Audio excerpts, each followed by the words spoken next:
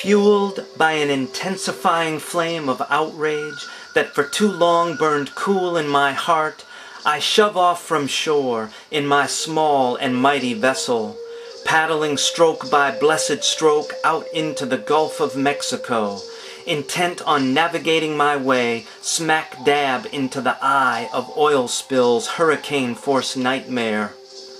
Now at my destination, with thick black toxic sludge lapping mockingly at my every side, I become an archaeologist of humanity's shadow. I become one who looks to what is buried beneath thick and dark coverings, one who looks for clues that reveal truths hidden and stories untold.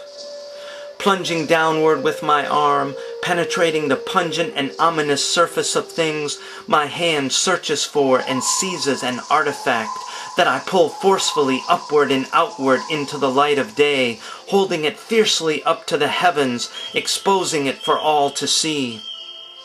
In my hand, a majestic and seafaring gull, a great and symbolic messenger of freedom and vision. Killed by an oil spill, indeed. But make no mistake, the far greater cause of death owed to the dark and demonic forces of the human shadow, those blinding forces of ego-crazed entitlement that seize upon finite fossil fuels, wedding these magnificent resources to ourselves as enslaved brides. I speak today of those underworld forces that lure us into addictive and wretched relationships with the time-eternal prostitutes of greed and false power. I speak today of those veiled forces of trickery and deception that betray the deep listening of our ears, so when the word share is spoken, we are seduced by images of corporate dividends with no thought of a generous exchange between brothers and sisters of the soul. And when the word profit is uttered, we lick our lips over bottom-line financial gain, forgetting history's great conveyors of spiritual truth and wisdom.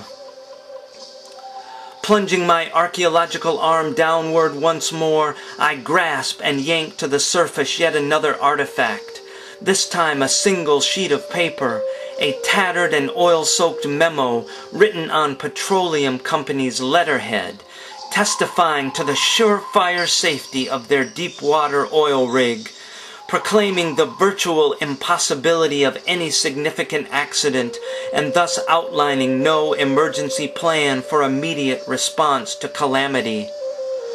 Once more, I speak today of those blinding forces that wrap us in their shadowy shrouds of denial and propel us forward, not as epic and heart-centered servants of peace and justice for all, not as epic and heart-centered servants of peace and justice for all, rather as puny pawns in a wicked scramble to find false refuge in cancerous cocoons of ill-conceived control and safety.